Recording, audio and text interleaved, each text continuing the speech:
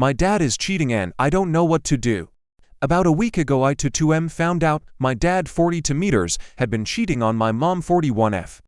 My dad has always presented himself as a good Christian man and we all believed it. We were always raised to attend church at least once weekly. Not listen to secular music. Pray you get this gist.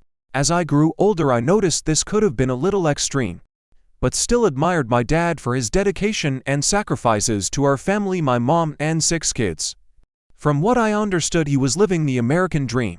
I was at work one day, and I got a text from my mom to me and my sibling reading, "We need to have a family meeting. When can you be home?" Although she left my dad out of the group text, I didn't think twice about it. Just thought she was in one of her moods. Then my younger sister 12F called me, then my older sister 23F called me. This is when I knew something was wrong. I answered the second phone call from my older sister, and she told me she was on her way to our house because my dad had been cheating. This is when my entire world shifted. I left work early and headed home myself, siblings and my mom sat in the living room, no words, no tears, just everyone in shock. Earlier my mom had gotten off work early and came home with my dad and siblings there. There was screaming and everyone could hear. Then she kicked my dad out. I didn't get any sleep that night. My mom and I had coffee the next morning where she explained he was going to massage parlors for back problems, then had an intercorsal response. The masseuse finished him. A woman smiled at him in the drive-thru. He parked his car and gave her his number. On a work trip he asked to join a woman in her hotel room. My mom was distraught in telling me this, tears streaming down her face. She just wished she had her mom who passed to talk to. My mom's only dream was to be married once and have a happy family, and my dad has ruined it. My mom has made endless sacrifices for my dad, moving states away, giving up her career, and selling our family home because he was feeling stressed with finances, etc. Now she doesn't know what to do. I always thought my family was perfect, and now we are struggling to move forward. I haven't seen my dad for a little over a week. He is staying with my grandma. My little brother 7 is mad at us for being angry at my dad. My older sister said she would never look at my mom the same if she ever reconciled with my dad again. My mom was stay at home for over 16 years and recently got a job about a year ago when my little brother started kindergarten. She is lost on how to move forward. My dad is the main financial provider, which makes it hard. They have also been together for 25 years. He ruined our family. I will never look at him the same. There is such bitterness in my heart, but I hate to admit I still love him. I wish this would have never happened. My heart also breaks for my mom, who has given up her entire life for this man who doesn't think twice about ruining hers. Although it's the easy thing to do, I don't want them back together. I want my mom to move on and find her true self. As the oldest sibling living at home, I feel like I should know what to do, the perfect things to say, but I don't. Note to add, this isn't the first time this has happened. I don't know all the details, but when I was 6 my family moved states away to repair our family. My mom had 2 abortions in between children because there were times when she didn't want any more kids with my dad. My dad has confessed his infidelity to pastors of multiple churches who hid his secrets from my family. My mom told me a lot of her struggles with her mental health come from my dad. All in all, my mom is not living her life as her true self. I feel numb. Stories number 2. My boyfriend 27M said this girl 30F used to like him 11 years ago, and yet he hangs out with her and gives more attention to her every time we go out together. She's married to his friend. He said that there's this girl who used to like him 11 years ago.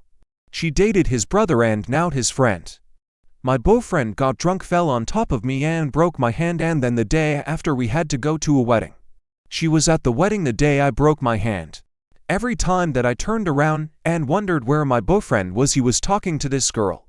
He was making jokes, making her laugh, even though my hand was broken and needed his help with things, even opening a water bottle because of my broken hand. He said they are close friends and nothing more. She is married to one of his friends. I don't feel comfortable with all of them hanging out ever since that night when I saw he was giving her attention instead of me, even though I had a broken hand. He said I'm basically tripping because she is married and she liked him more than 11 years ago, so I should get over it. It bothers me to my core. Stories number 3. Friend was not allowed to board the flight. The rest of us still went. On the vacation now she wants us to pay her back. Aita if I don't pay her. Throw away and change some details. Don't think anyone involved is on Reddit but I'm paranoid lol. Me and 3 friends planned a vacation to Hawaii. We booked the flight, hotel and car together for a discount and then split the costs for ways. So we each paid roughly $800. You also booked a couple things to do there totaling around $250. The day of the flight we all arrive at the airport and start going through TSA. One of my friends, I call her Sarah, got stopped because she had a weed pen in her bag. She says she just forgot it was in there and didn't intentionally bring it. But it doesn't really matter either way. TSA ended up calling airport PD and Sarah was not allowed to board the flight. Weed is not legal in our state. She wasn't arrested but she was given a ticket and court date. And not allowed through security. Obviously the rest of us still got on the plane because we're looking forward to our vacation. Now we're back and Sarah is mad at all of us for going and wants us to pay her back for her portion of things. Since she couldn't go, but I don't think we should have to.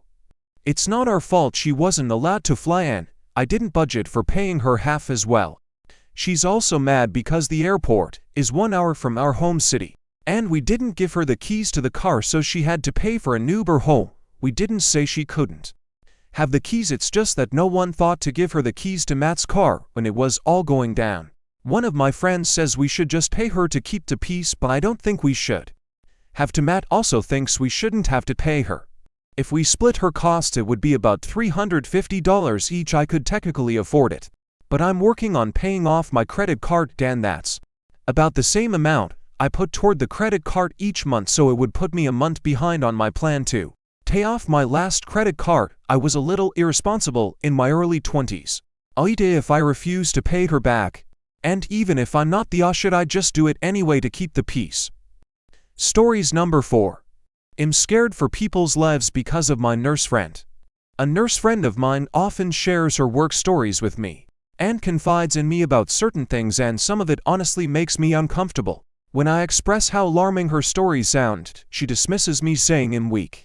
And that what she's doing is normal for nurses, but I'm starting to feel like I'm losing my mind, especially since she works in the pediatric unit. For example, she's mentioned giving kids drugs like morphine multiple times without a prescription because they were in pain and were crying, and she hates the sound of crying babies, and that despite the doctor saying no. She's also slapped a 6-year cancer patient because he slapped her when he was in severe pain, and when the child told on her she gaslighted the family and staff, calling the child a liar. She's also told me that she prefers unconscious kids so she can do whatever she wants to them, and has thoughts about hurting patients and staff she dislikes. She even laughs off death in front of grieving families, saying she's become numb to it, and all nurses are like that. But I can't shake the feeling that this isn't okay. Is this behavior normal in nursing, or am I right to be worried? Edit. I'm struggling right now reading the comments and realizing that I wasn't crazy for thinking the obvious. I feel so bad for staying silent and I feel responsible. She is my childhood and family friend, so I've known her my whole life. And that's probably why I was finding it hard to think of her as a monster. Reporting her is going to feel like turning a family member to police, but I'll do the right thing. I have asked my older sister to call me when she wakes up, and I'll tell her everything and ask her to help me with this and report her. Stories number 5. Everyone wants me to break up and I don't know what to do. Hi, so I to 6F have my first boyfriend 24 meters ever were. Just 5 months into the relationship and I feel at a loss. A little context: we meet at a party and back then I thought I found my match. But the first month we were together things were kinda rocky. We were fighting all the time and basically skipped over the honeymooner stage of the relationship. Since then he constantly asks me if he is actually contributing to my life or not. Honestly, I never know how to answer. I'm introverted. Confrontation is not my strong suit. TBH, and I feel uncomfortable telling him no, you haven't made a difference in my life. On to the problems. On one hand, I think he loved me more than I love him. Right off the bat he was saying he cared about me, and I was just deciding that I liked him. TBH, I pushed to become official because I was tired of feeling like I was being used and then thrown out. The rocky start left me on high alert, and I'm still on high alert. This morning my mom and brother had a talk with me about their concerns, specifically about the fact that he doesn't pay for me that much. I've come to reflect, yes, I pay more for him or for myself than him for me. I feel uncomfortable about in the relationship is the fact he's always short on money, and while I appreciate him being honest, I feel like he's too comfortable with that and doesn't make an effort to take me out on dates. Until I told him he's not doing so, he didn't take notice. The other thing, his mom has a lot, and I mean a lot of issues, mental ones. And she's controlling, manipulative, and aggressive towards her children. I hate how she talks to in, and honestly if I can handle being that support system for him having to deal with his mom. The other issue is my friend are not too fond of him, and since this morning my family told they aren't either. But I can't help feel that is like the first boyfriend I have is not a good one, and I was better off alone. I feel sad like everyone around me just says you'll find someone better. Well, where? Because after 26 years he is my first boyfriend, where is this great guy everyone will love and is the one for me, when me being alone is not the best for me. So I'm at a loss. I care about him a lot. I feel awful because I know breaking up will knock him down and would make me very sad too. But I also wonder if his feelings are that deep or he is just holding on and wants it to be better than it is. I guess I don't want to hurt him, but the people around me are concerned he is not the guy for me. I am too. I think I'm seeing red flags. And well, I've been confused about my future wants for a while. So I don't what to do or how to do it. I don't know who to listen to. My instincts tell it can get better and he is trying and will get there. But I feel like I don't know for sure. Or I listen to my friends and family. Do I break up and hope for the best? Stories number 6.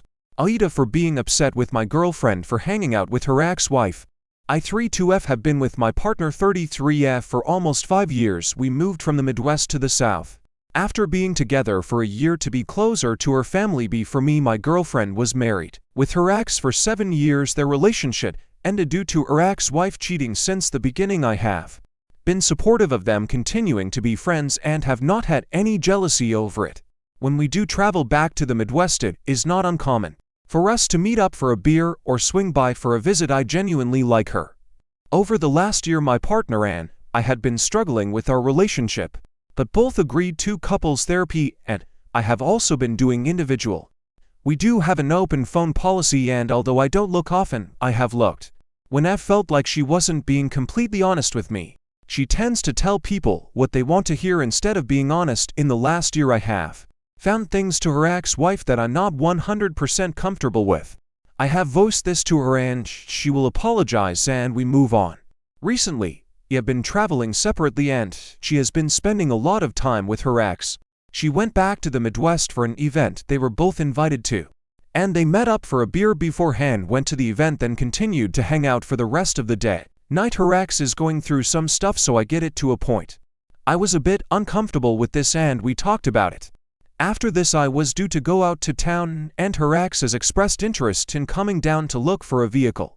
I was asking about it and she was getting frustrated with my questions and put her phone in front of me, showing me the text thread at the top. My girlfriend had sent her a message that was a bit flirty. Basically her ex had sent her a song and said something about how it reminded her of my girlfriend, and her response was smirking emoji. There are a lot of songs that I hear that make me think of you. I was pretty annoyed by it and told my partner that it felt disrespectful. We argued about it a bit, and eventually she did apologize and say she understood why it made me uncomfortable. We moved on, but I also told her I now was feeling anxious about the friendship they had. By no means did I say she couldn't hang out with her, but I did say that I had never been worried about their relationship. But now I was fast forward to now. My girlfriend went back to the Midwest for another event. I knew she would be seeing her ex at the event and was fine with it. The day after the event she was spending time with her parents and mentioned that her ex had invited them over for a drink. I told her to have fun and got ready to work. I was feeling pretty anxious about it but tried to just let it go. They met up at 5 and around 7 I checked her location. She was still at her ex's house, but her mom's location had moved to a hotel. I would be lying if I said my mind didn't go to the worst case scenario. I texted her at 7:15 and asked what she was up to. She responded just chatting and getting ready to head out at 8. She was still at the house. She got back to the hotel around 8:30. I called, then told her I was pretty upset. We chatted about the situation and I told her I saw that her mom left. She's telling me that her mom took an Uber back to the hotel by herself and that she was with her dad. I honestly don't believe her. I can't see her dad not going with her mom. I feel like a crazy insecure person. Am I the asshole for being upset about this? Stories number 7. Sometimes I hate my son. I'm a single dad of 2 kids. 17 F fan 3 meters. His post is about my son. His mom just sort of dropped him off in 2021 when he was 3 months old, and have been solely responsible for him since. He was a cute baby, but is now pretty big for his age. Jock said, "It's normal, he's just big." Because of that he can be an absolute terror, hitting and even biting his older sister, starting fights at dinner for no reason, throwing tantrums if he can't have his favorite snacks, etc. So far Hayes broken ATV, peed on my favorite reading chair, trashed the bathroom on multiple occasions, continuously bullies his sister to the point she now needs to sleep in my arms like when she was little so she can feel safe. Hell, keep me up at nights, refusing to sleep and running all around the apartment. After repeated attempts to put him to bed, it's costing me sleep. And sometimes I just hate him for being so annoying. I know he's young and can't help it, but God, he will be 4 at the end of October, and my oldest daughter is currently dealing with some health issues and his bullying doesn't help. I do leave my oldest in charge while I work, as I can't afford a sitter, so my son's bullying can't really be addressed properly in the moment when I'm not at home. I'm at a loss. Morgan and fam, what do I do? Also, they are both cats. Stories number 8. Aita for walking out of my fiance's parents' house when they invited my family to dinner. I 21 and don't speak to my family, which is my parents' mom and dad and older brother by almost 8 years. My fiance's family knows this, but they had mentioned how great it would be for them to meet. They told me it was probably going to do good for them to see me doing well, and I had told them they did not want me to do good in life. My fiancé spoke to her parents and explained things better than me, which we thought had put an end to this fantasy. But last weekend, when we showed up to their house for dinner, we realized we were wrong, because 10 minutes after we got there, my parents showed up. Questions were asked about my brother, who was also invited, and my parents bluntly said he didn't want to come. I didn't wait around for more, and I left my wife following me after saying something to them, which turned out to be a very firm warning to not reach out. They had a miserable time. My parents showed their true colors. My fiancé's parents believed me and are pissed I left. They said I shouldn't have stormed out like I did. For those who need context on my family, when my brother was 5, he was diagnosed with a kidney problem, something that could cause a cancer in time, but a cancer diagnosis soon followed. He needed a new kidney and he needed bone marrow stem cells. My parents ended up talking to a doctor who told them they could have a perfect match child through IVF. They proceeded with this, which is how I came into the world. Only the doctor was a fraud and I wasn't a match even in blood type. My parents were distraught. They hated me for being born wrong, for not turning out like they had planned. But my brother got what he needed through other donors. Even though he went into remission and got his condition under control, they never forgave me. My brother never cared about me either. He said I had been a waste of their money. I was treated like some random child dropped on the doorstep. Worse even. No gifts, no support, no love, no affection. You name it, they told me I deserved to have a shitty life for what I had done. When I was 16, they sent me away to be a part of a program that got me out of their hair and allowed me to focus on getting a good job, because they were never going to help me with college. Even signing papers, it cost them nothing and meant I moved, so they agree. We had no contact since. Stories number 9. Aita for breaking up with my boyfriend and suing him after finding out he secretly filmed us in bed and showed his friends. Okay, so I 31F have been going back and forth about whether I'm overreacting here, so I just need some perspective. I've been dating this guy 33M for about 8 months. At first, everything seemed great. We had fun together, he was sweet, and we were really compatible in every way, especially, in bed. Anyway, a few weeks ago I was over at his apartment. He went out to run some errands and left me alone with his laptop, which he always said I could use if I wanted. So I figured I'd check out some photos from a trip we took together. While looking for the pics, I noticed a folder that looked a bit weird. I clicked on it and found multiple videos of us being intimate. The thing is, I never agreed to be filmed. I never even knew about it. I was so shocked I could barely breathe. I thought that was the worst part. But then a notification popped up for a group chat hazing, and in my panic I opened it. There it was plain as day he had been sharing these videos of us with his friends. I felt like I was going to throw up. The stuff they were saying about me in the chat about my body, about what we were doing, was disgusting. These were people I'd met a few times too. They were laughing, making gross jokes, and I just couldn't believe it. When he got home, I immediately confronted him, shaking like I could barely get the words out. And his reaction, he brushed it off, like it was no big deal. He told me, "It's not like in showing the whole world. It's just my close friends, guys do this, it's nothing." He laughed about it. I felt so violated, so betrayed, that I broke up with him. Right then and there I packed my stuff and left.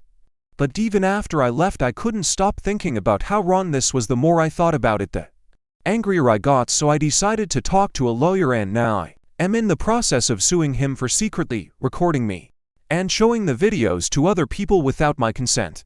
It feels extreme, but honestly I don't think I can just let him get away with this. Since then he and his friends have been blowing up my phone, calling me all sorts of names, saying I'm ruining his life over a harmless thing. Even a couple of my friends said I was being a bit dramatic and didn't need to take it this far, like some even suggested that breaking up was enough and that suing him is going too far. But I don't know, I feel like what he did was seriously messed up, and I don't think him wrong for trying to hold him accountable. So Aita, for breaking up with him and suing him. Or should I have handled this differently? Stories number 10. Aita, for relying too much on my parents after losing my husband in an accident while I was pregnant. I 28F lost my husband 32M last year in a workplace accident while I was 8 months pregnant with our daughter. The grief has been overwhelming and I haven't been able to manage things on my own.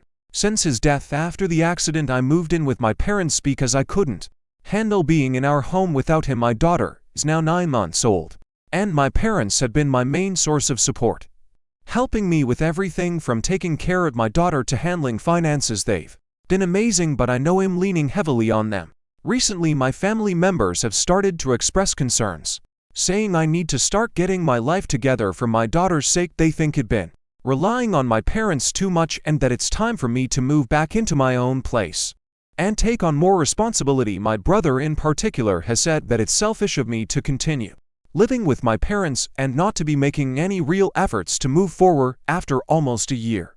I haven't gone back to work yet, and I haven't started grief counseling, which they've been pushing me to do, but I'm still struggling with the thought of managing everything on my own. The idea of moving out and being alone with my daughter feels overwhelming. Aita, for still depending on my parents, or should I be taking more responsibility for my daughter and our future? Stories number 11.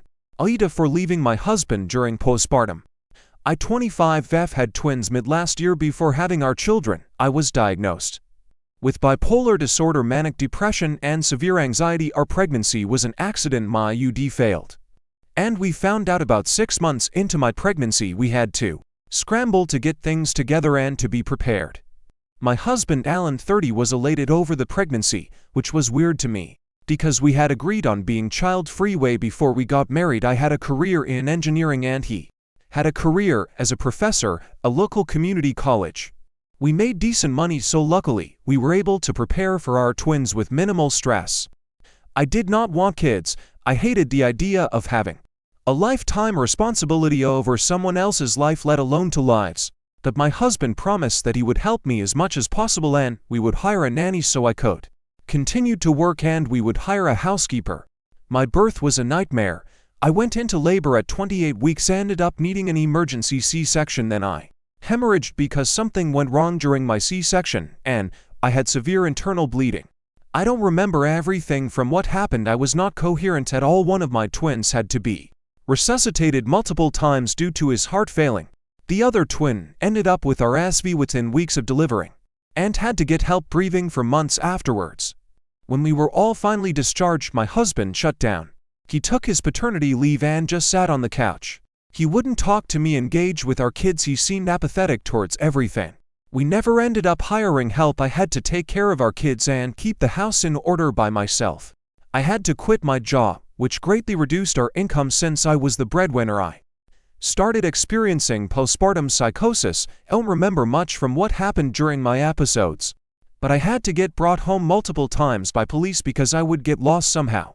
I still struggle with psychosis episodes, but I am getting treated now. So it's easier to deal with. CPS has been contacted multiple times on us by our community. The kids are well fed, taken care of medically, and have a safe environment created by me. But because my husband was completely absent and I have the episodes, we are dealing with bi-weekly visits with our caseworker. It's added so much stress onto me, and last week I got fed up. I told our caseworker that I would be relocating and the father would no longer be in the picture. I handed him divorce paperwork that same day and he lost it. He started screaming about how easy I have it with him, and how I would not be able to do this alone, how it would be a bad day for me if I tried to leave. I didn't care and I left him. I am staying with a close friend at the moment, and now my husband's and my family are blowing up my phone and demanding I have a group conversation or at least attempt therapy. I can't deal with the responsibility of everything as is, and adding family therapy or whatever is way too much. CPS meets personal therapy, kids, doctor's appointments, cooking, cleaning. Raising my kids, it's too much. Nobody seems to understand that I didn't want any of this in the first place. I love my kids and would do anything for them, but I miss my career. I miss my old life. I missed who I was before I gave birth. I don't feel like I'm the asshole for leaving, but maybe I am. I don't know anymore. Stories number 12. Aita for refusing to babysit my niece and nephew every weekend. I 32M love my sister Hannah 35F and her kids 5N and 3F. I've always been the fun uncle and happily agree when Hannah asked me to babysit one Saturday so she and her husband Jake could go on a much needed date. The kids were great and I didn't mind helping out, but the next weekend they asked again, then again the next. What started as one Saturday has now turned into me babysitting both Saturday and Sunday at every weekend. They drop the kids off at 9 a.m. and pick them up around 7 p.m. That's 2 full days of childcare, no pay, no food, bra for the kids, no consideration for my time. I work full-time during the week, so my weekends are my only time to relax, hang out with friends, or get things done. I finally told Hannah I couldn't babysit one weekend because I had made plans with friends. She got upset, saying that I didn't understand how hard it was for her and Jake to maintain their relationship and that their marriage was struggling. She implied that my refusal to help could make things worse between them, which made me feel really guilty. She said I was being selfish and that I should step up as family. I tried to compromise by offering to babysit once or twice a month, but Hannah said that wasn't enough. She said since I don't have kids, I don't understand the stress they're under and that they need this time for their relationship to survive now.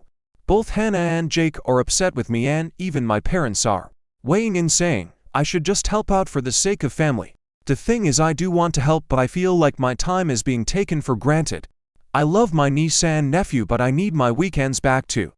I never agreed to be their full-time nanny and am starting to feel burned out from constantly giving up my plans. I'm torn because I understand they need a break, but I also feel like it's unfair to expect me to give up my entire weekend every weekend indefinitely. Aita for refusing to babysit every weekend and wanting to set boundaries with my sister. Stories number 13. Aita for asking someone to stop coming to my house when no one is home. My wife gave a friend a key to our house as a backup in case we lost our keys or got locked out somehow. I've come home a couple times and found the friend at my house. The friend was not invited and did not tell anyone that she would be there. The first time, she dropped off some baked goods for my wife who is pregnant. My wife has developed a sweet tooth, so I appreciated the gift but thought it was weird that the friend didn't ask to stop by. Last week I came home early from work and the friend was at my house, eating leftovers from a dinner out that my wife and I had. I asked the friend why she was at my house and she said she just swung by and found the food in the fridge. This made me uncomfortable. I told my wife's friend to not to come to our house anymore without letting us know beforehand. The friend was insulted by this request and mutual friends have told me that I am being unreasonable and rude. I just don't like coming to my house and finding people there that I didn't invite. So am I thieshole. Stories number 14. My husband made me cry and then took me to urgent care. I went to volunteer this morning and suffered from dehydration, low blood sugar and heat exposure. I texted my husband that I was starting to feel nauseous. Quickly after I sent that text, I vomited and could no longer look at my phone without feeling faint. I didn't know I was dealing with those 3 things at once. So at that time, all I could think about was pulling my hair to help relieve pressure on my scalp. In a random parking lot, a kind worker came by and sat with me while I tried not to puke again. She asked me if she could call an ambulance for me. I refused and told her that I could call my husband. She pointed towards the crowd where the race's finish line was. She said he could enter from that way and come pick me up. I turned my head to where she had pointed and saw my husband practically running towards me. Maybe I had dry eyes, maybe it was the culmination of a long morning. But seeing him come straight for me in a crowd of strangers made my eyes well up with tears. They spilled down my face and I turned my head down to try and hide the fact that I was crying. I'm home in bed and have been resting since he found me. He told me he'd always take care of me and he has never broken that promise. Stories number 15. I found out my husband has been making life decisions based on his ex's suicide note. Background on my husband: 34 meters, he was a fat lonely kid, often bullied, no friends. Then he met Maya, his first and only friend. Like my husband, Maya was also a misfit. Came from a dysfunctional family. They became bests. When they were 15, Maya was gang paid by her stepsister's boyfriend and classmates. She was badly injured, was in coma for 2 weeks. The pissed, as they were minor, weren't jail. I believe they got out with minor punishments. This is the story I have heard from my husband and in-laws. Maya committed suicide right after she woke up and wrote only one letter of goodbye, which was addressed to my husband. I had never read this letter as I wanted to preserve his privacy and it always felt too personal. Onto my story. I have been noticing weird things about my husband for a while. We had our first baby when we were 27. I wanted to wait a little before our second, but my husband wanted one when he turned 30. He would mumble things like, "It has to be 30, it should be at 30. At 30 I had my second kid, a girl named her Maya. Now I often find him hugging her and crying, asking an infant if he is doing a good job at being a father. We have to go on yearly vacations even when our kids were babies and we were busy. He forced us on a vacay. Now that he is turning 35 he insists we buy a bigger house again, keeps mumbling the house is at 35. Well, I read the letter, it was laminated and filed. He keeps it in the safe along with other imped such as house property. It was a very sweet letter, basically thanked him for being there for her. And then she concluded it with wishing he lives this perfect life where he graduates at 20, for marries at 26, has babies at 27 and 30, moves to a big house at 35, always goes on fancy vacay, and with him being 90 reading stories to his grandkids. She also tells him to be a good father and husband. If he ever gets tired, she wants him to think for her suffering because of her family. Now that I have read everything and know that my husband has been planning his entire life based on that letter, it feels so weird. I had to tell someone. Stories number 16. Aita, for walking away from my husband's family after being made the scapegoat. So I've been married to hubby for 25 years. About 5 years ago, we were having a lot of problems to the point where we separated. He decided to call his mom. Backstory on her is that she did not raise my husband, does not or has not really made much of an effort to be in his or our children's lives, and he tells her all these really messed up things about me. I'm making porn in a secret society, trying to ruin him, cheating on him, etc. It was horrible for my kids, teenagers at this time, and I was in a country that I am not from. I had no family, few friends, not a lot of money, since it took 5 years just to get my visa to work, so this was all bad. So knowing I had nobody, his mom and family decided to gang up on me. I got calls, emails, and his sister even made posts about me, completely blindsided because I thought we were all okay before this. At that point, to protect myself, my sanity and spirit, I decided to walk away from his family completely. Oh, and his mom also decided to talk trash about me to my own children. My kids took it upon themselves to love her from a distance, hubby. And I worked it out as much as you can when being accused of espionage against your husband, and I'm not using that word to exaggerate. He accused me of it and are still together. But this time in our marriage is dark and hard still for me. I wrote his family off. Now his sister is getting married. She invited him apparently, and reluctantly I was invited too. I'm still very much so uncomfortable with being around them. However, even the mere mention of his family brings all this up again for us. It's a lot. I decided not to go and told him to go by himself because it's his family, and it'll be too uncomfortable for everyone if I'm there. I also feel like there's a lot being said to me and he's not really being honest about with me because he said that he could have not told me about the wedding at all and just went. That he was the better person and told me WTF. I'm actually ready to leave again, and never look back. Kids are grown and moved out, I'd be fine. Stories number 17. I'm a blogger who talks to people about their browsing shopping habits. Here are the biggest mistakes most Canadians make on the internet. 1. Overpaying when you shop online. Big stores, like Amazon, know that no one has time to price shop through dozens of sites, so there's often no incentive for them to offer bargain prices. I typically hate browser extensions with a fiery passion, but Capital One Shopping has always worked well for me and I'd recommend trying it. Link here. When you shop online on Amazon or elsewhere, it will automatically compare prices for you and auto-apply coupon codes when possible. 2. Not using an ad blocker. If you haven't tried an ad blocker yet, you are 100% missing out. A good ad blocking app will block virtually all banner ads, pop-ups, etc. before they load. Make pages load approximately 2x faster on average, often by a lot more. Block pre-roll video ads. Block trackers and tracking cookies. I've tested a bunch. I usually get the best results from total ad block, but truthfully most ad blockers are really solid. Cost typically $2 month or so for premium ad blockers. There are good free options to, but IMO, they usually don't block YT ads as well. 3. Not getting paid for your opinions. I'd normally ignore any site that says they'll pay you to fill out surveys, but there are a few that are legit. I use Branded Surveys. Link here. It's an app that will pay you to fill out surveys. They typically pay more than other survey sites, but nothing crazy. Expect maybe $20, $40 month max. You basically just get paid to give your opinions on different products, services, etc. Good for when you're watching TV. Stories number 18. My 38F husband, 44 meters, asked if I would get plastic surgery to fix how my belly button looks after having 3 kids. How do I respond? My husband has asked multiple times if I would be open to get plastic surgery to fix how my belly button looks after having 3 kids. I have always been in good shape and I'm happy with how I look now. I understand what he's saying, but that's just how my body is going to look now that I've had kids. I work out, have a healthy body fat percent, and no amount of diet or exercise is going to take away the fact that I'd had 3 pregnancies. He brought it up again with friends at dinner last night, and I felt incredibly embarrassed. I respect people who get plastic surgery because it makes them feel better, but this would be something I purely did for him. And honestly, I'm not even sure if it's possible.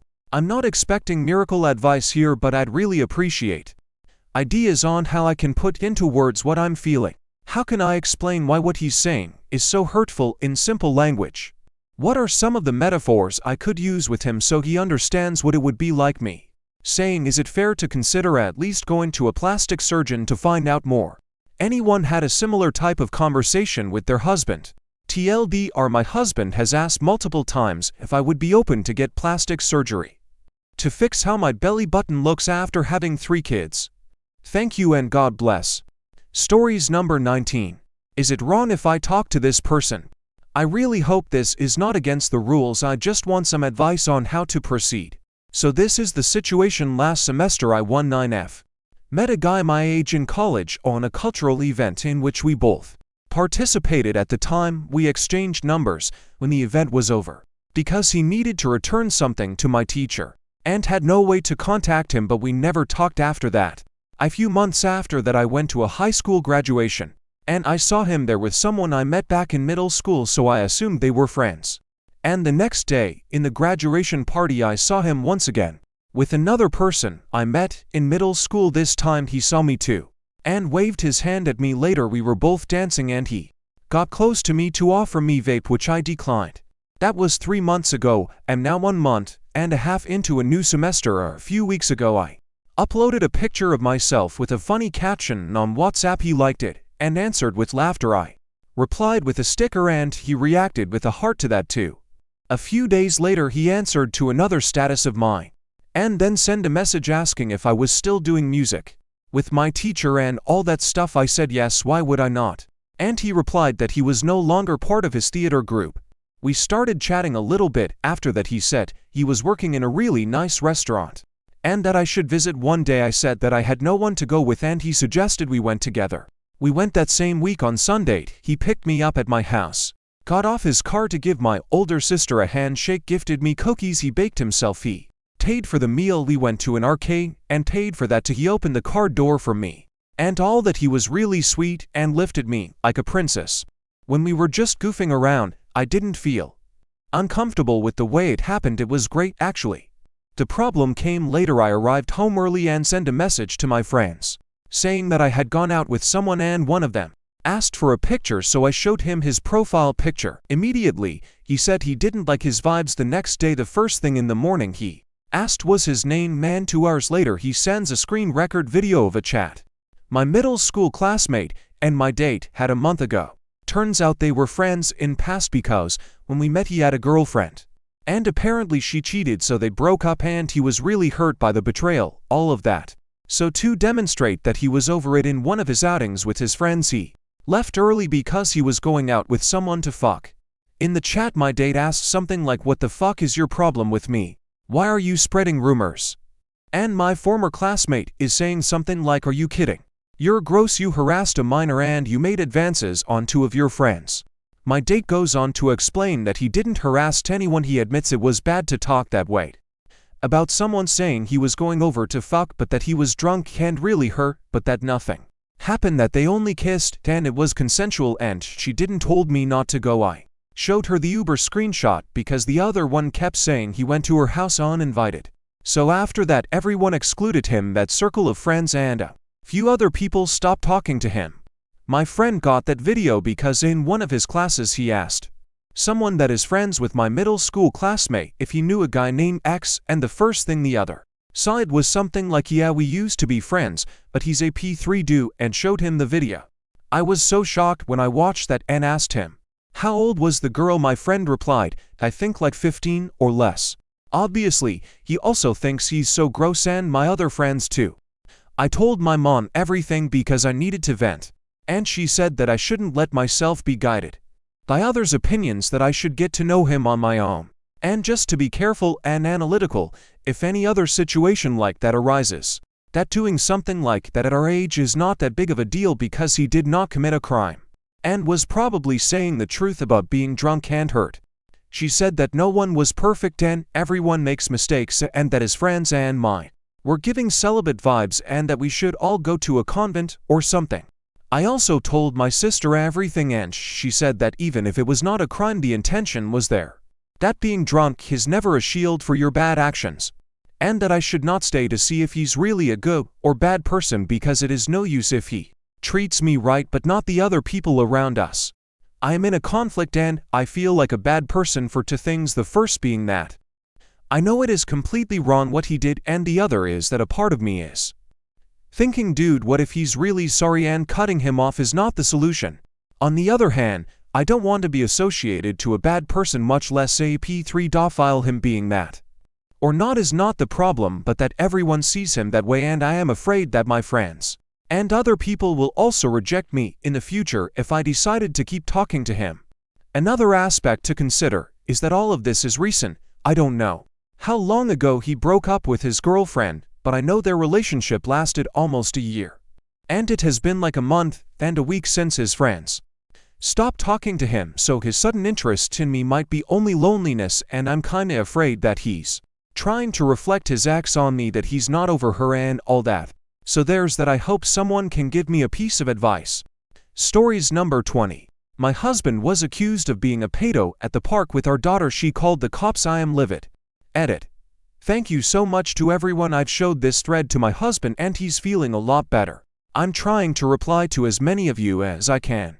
We've been doing kiddos bedtime, and if I miss you tonight, I'll do my best in the morning. You're all lovely, thank you. The title mostly sums it up, but here's the long version. I somehow never thought I'd have to post here, and yet here I am. I am homesick with kid crowd, but we promised our 6-year-old daughter a trip to our local park this weekend.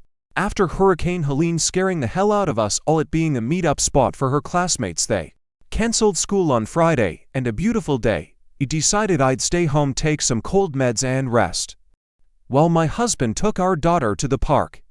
30 minutes into her playing and having a blast, a rabid boomer approached my husband, who was just sitting at a picnic table supervising, demanding to know where his child was and why he's been filming and photographing random children. He only photographed our daughter. Other kids in the background were blurred portrait mode.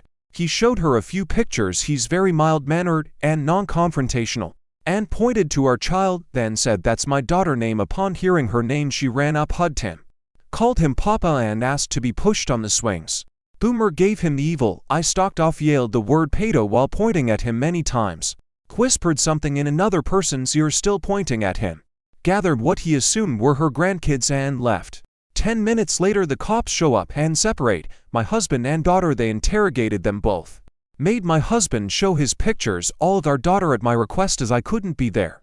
Ran a check on him, the whole nine, without even letting my daughter simply confirm, "That's my papa." She was crying and reaching out for him many times, obviously frightened to be separated. He was of course cleared because he was literally just a dad at the park with his kid, but the damage was done when she got home. She said she thought she and Papa were going to jail. Bonus annoyance: our tags are expired by like a week. My husband was going to get them fixed on Friday, but we thought it better to stay home and do it Monday given the massive ass hurricane bearing down on us. So of course the cops caught it, and now we have an extra fine to pay that we don't have the money for. So thanks Boomer. My daughter now says she's afraid of the park playground and never wants to go back because she doesn't want her or Papa to go to jail. We also now have a fine we were unprepared for, because we didn't think a 1-mile drive to the park to fulfill a promise to our 6-year-old kid would result in a huge fine, despite barely being late on renewing our tag. So and our daughter keeps asking what a pedo is and why is Papa a pedo. So any help on how to respond to that would be greatly appreciated. Since when did a father taking someone who is obviously his daughter become a reason to call the cops, especially after she ran right up to him, hugged him, and called him Papa? Are they that unfamiliar with the idea that dads want to be involved in their kids' lives or to give their partners a break? What about single, divorced, or same intercourse dads?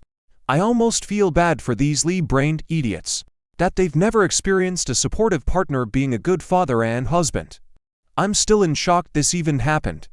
I'm absolutely livid. Advice, support, cue funny gifs or memes appreciated. I need to get my blood pressure down, and my daughter and husband could use some levity. Thanks for reading this brick of text. If you did, I needed to vent more than anything. Stories number 21. My postpartum wife broke my handmade glass sculpture a year ago.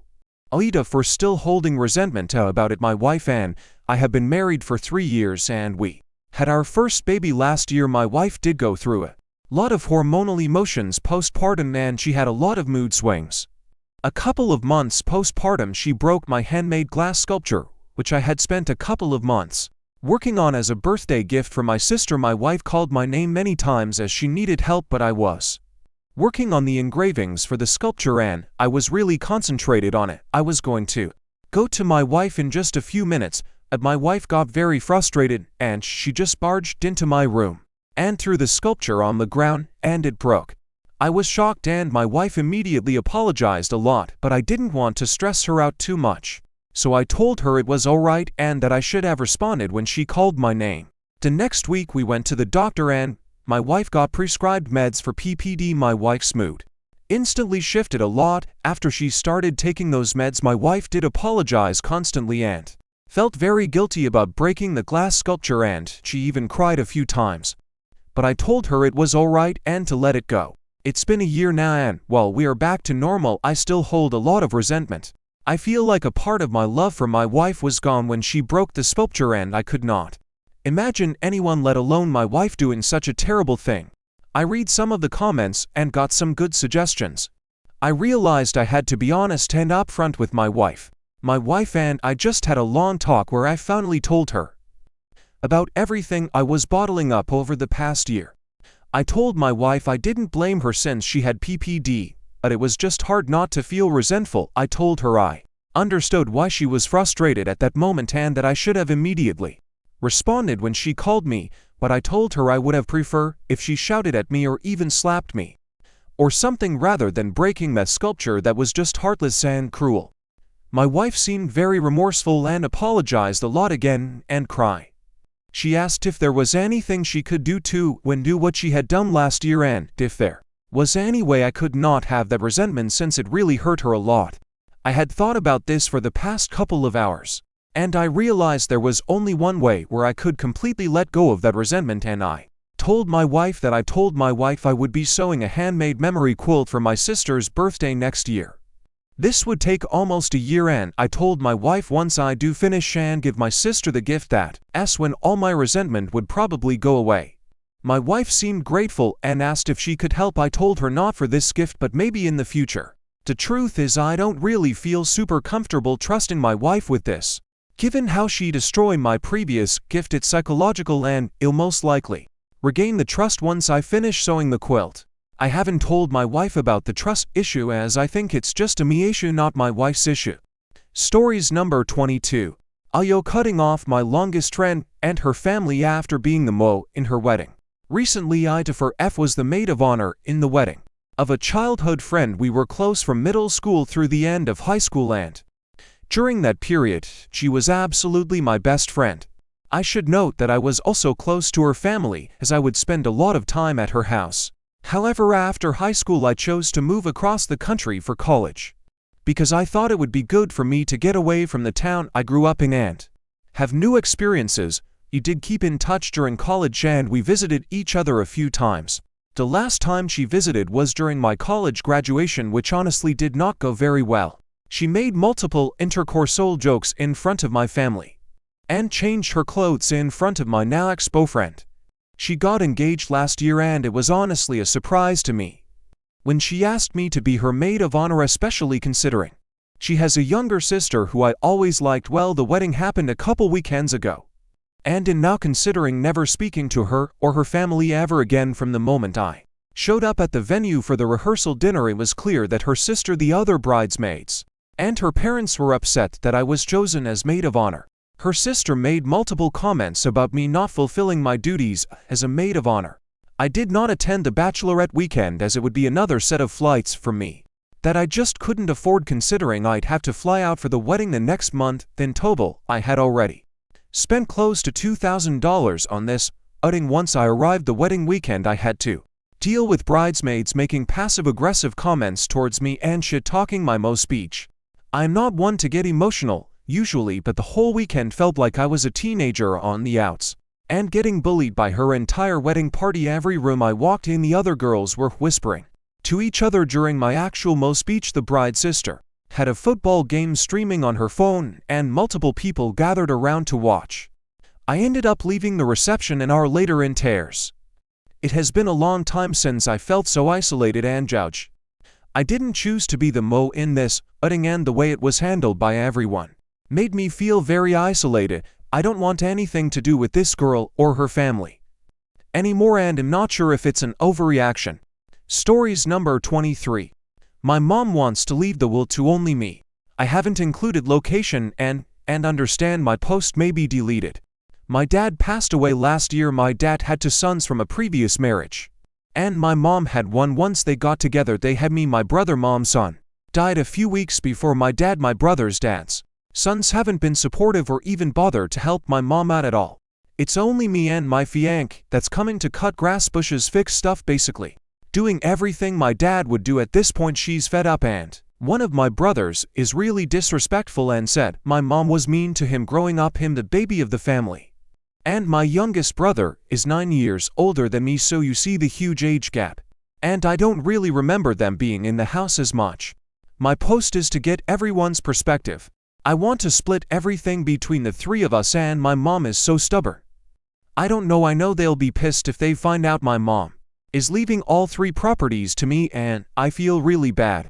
At the same time, I'm the only one helping her, and this isn't easy. I have 4 kids, the twins are 2 and I have multiple sclerosis. You think they'd be more helpful. Stories number 24. Should I help out my mom? Hi, so I'm in a sticky issue and I'd what to do. In 21W, a credit score of 738, my mom is currently going through a divorce and is asking me to co-sign on a $50,000 loan for her to get a trailer home instead of paying a 2-bedroom apartment for $1,250. My 2 teenage brothers, 11 years old sister and 2-year-old brother, and herself. She would pay $640 for the lot and $600 to the bank for the loan for the trailer. I'm worried for her to miss one payment ND, that's all it takes for building plus 200 points over 2.5 years go down the drain. I'm worried about it affecting my relationship my 22-year-old boyfriend of 3 years, because he wants to marry me and I don't want this to affect our relationship or future. He says, this wouldn't be helping her, it would be fixing her problem, but destroying myself in the process. He reminded me how back in spring of this year she asked me to take out a $10K loan under my name to give to her for her to get a car to save more on money. I said no because at that time my own car loan was $10,000. She says after everything she's done for me I won't help her to see if the banks even considers me as a co-signer. That as her daughter I won't help her and have her my siblings live on the street, and if she does get the apartment she would have to give away our family dog. What I'm asking, what should I do? What questions should I ask her about seeing if it's a good idea to co-sign? Should I talk my bank? Does co-signing affect me? What other questions should I ask myself or her? I want to help, I do, but I want to just once look out for myself. Does that make me that selfish? Edit. My 2 teen brothers, 16, 15, and 11-year-old sister, share the same dad, which he is in Mexico because 5 years ago we were in a domestic abuse ND. He was using drugs. He's divorcing her soon-to-be second ex-husband because he was saying weird and inappropriate things to my 11-year-old sister. She works 2 jobs. She wants to stay in the same city for my siblings to go to school, and which many apartments don't accept dogs. I can't take in the family dog because I have 2 cats and the limit is 2 for my apartment. Stories number 25. I lost my job because I crochet. Okay, I just need to rant a little. At the start of the month I started with a traineeship. I was really looking forward to starting this after having been out of a job for about 6 months. This Monday I came back from holiday, which was planned months ago, and the agency was fine with this. And I got called into the office by 2 of my bosses, on which I hadn't even seen during the traineeship, because of both of our holidays, and they basically said that they would let me go effective immediately, not because of my skills, but I like to crochet in my breaks. Mind you, I had only been working on a bucket hat in one break, since I wanted to finish it before my holiday. Also, I was using public transport and wanted to use first class, which I would pay for myself. I hate traveling in extremely busy trains.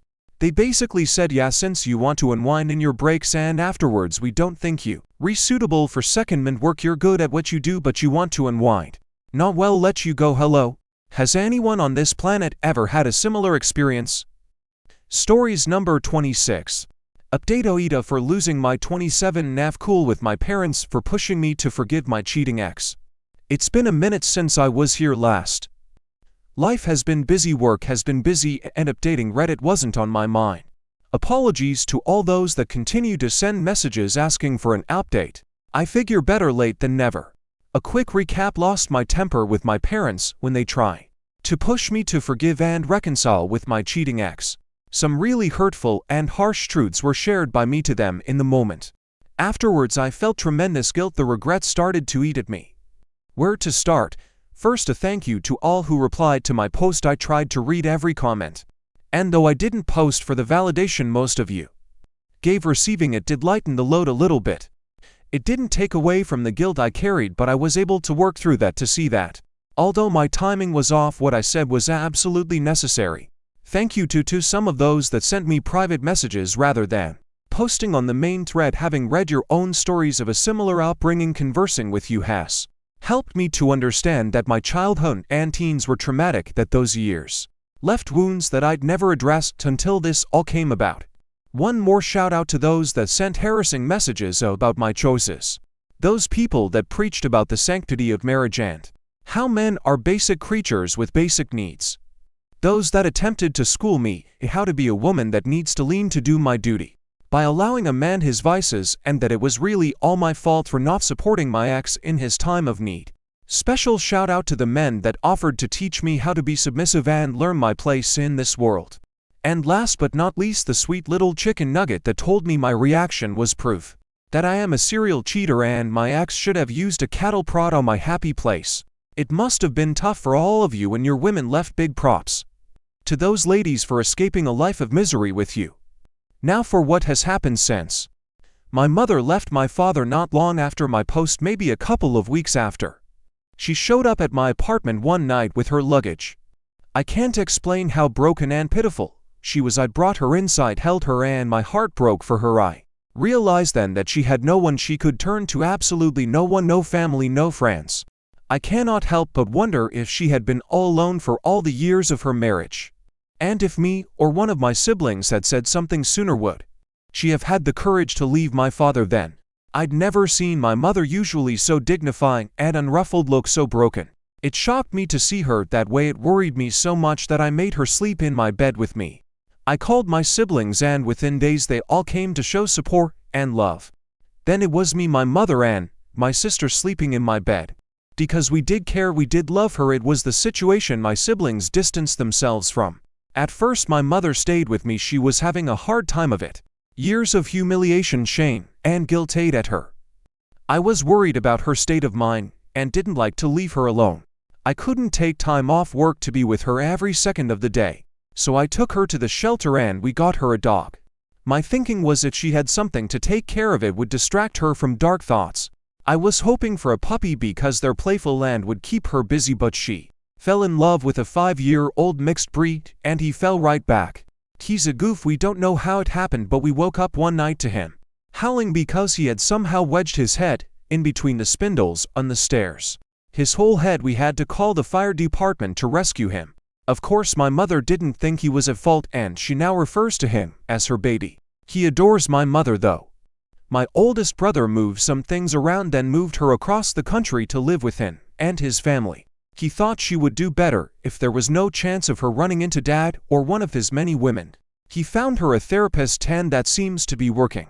She is loving being a grandmother, and all reports are that she is an indulgent one. She has a separate in-law suite, so she gets to see them every day. My brother tells me, and the kids go missing, they can now be found at grandma's. My dad is my dad. He doesn't lack for company. I had a dinner with him not long after my mother moved across the country, where he introduced me to the new woman in his life. I reminded them both that I knew exactly who she was considering. She called my mother her best friend for all my life. Cue another awkward dinner. My dad tried to make it as pleasant as he could, but whenever she spoke to me, I would bring up a memory from my childhood of her spending time with our family and ask if she was sleeping with my father all the way back then. The next day he called to tell me how disappointed he was with me. I felt it only fair to share my own disappointments. We argued for a bit. He tried to downplay all he had done over the years, tried to play the victim of his own actions. I ended up cutting the conversation short and blocking him. It was just over a month ago when he showed up at my door. I wouldn't let him in, and I'm sure that rattled him some. He told me he didn't want to lose me too. Say what you want about him, but he is my dad. I love him. I don't want to lose him either. He promised he wouldn't force me to interact with any of his women. So far we have had a couple of pleasant outings that have gone well so far. I am cautiously hopeful that we can continue to be in each other's lives. As for me, well, I took that advice some of you gave me, and I am in therapy. It is humbling to come to the realization that though you may think you're fine, you're actually not. It has been almost unbearable to face all that history, and excruciatingly painful to dig through it all. At the end of some sessions, all I want to do is head to the nearest bar and drink until I forget all about what I just went through, to find out where it all started and why I am the way I am. I think therapy is one of the most difficult things I have ever done. I don't know how some of you have been doing it for as long as you have. I also don't know why you do it so willingly. I'm a crazy nutter for listening to all you nutters in the first place, but it is helping. Now for the update most of you want. I cannot even tell you how many messages I continue to receive from people wanting to know about him. It was almost like you all were saying, "Girl, we don't care about whatever life crisis you're going through, just tell us about the date." Well, I haven't replied to any of those queries because my post wasn't about him. Now I figure in a roundabout way I'll use something because you all played a part in where we are today. I won't give a rundown of everything that has happened between us, but I will give you a few things. He contacted me after seeing a podcast on YouTube. He sent me a link with the query, "Is this you?" It would be an understatement to say I was mortified. My mortification kept me from replying to him. I was so deep in my embarrassment that I didn't even bother to read the messages he sent me over the next couple of weeks. When I actually did read them, it was to find a whole heap of screenshots of people's comments. I'm going out on a limb by saying you don't need me to tell you the contents of the comments he was sending me. I eventually got back to him. It was difficult for us to make time to see each other. As I stated earlier, my life, both personal and professional, has been busy. He also has a life and work. We were only able to meet up for coffee a couple of times. I didn't think we were going to be able to grow a friendship, let alone anything beyond that. I've since learned that he is tenacious and persistent like a dog with a bone. He kept at it until we found time to go on a second date. That date went well and led to another, then another. Then he introduced me to the two most important people in his life, his grandparents. His grandfather carves little wooden figurines, and I have since acquired a flock of wooden birds. His grandmother thinks I'm too skinny. She feeds me whenever I see her and usually sends me home with food he gets along with my sister and brothers. He came with me to visit my mother on her birthday and met them all. He was very gracious with her. I had him saved in my phone as Cheeseburger. He took issue with that because he bought me a double cheeseburger. So I started calling him Double Cheese and then shortening that to DC. He is still saved in my phone as Cheeseburger. He's an undercover Swiftie and I don't quite know what to do with that. I don't have anything against Taylor Swift, but I sure didn't pick him to love her. He did use his little sister and niece as cover for his Taylor Swift love. Now he uses me. I am fine with being so used.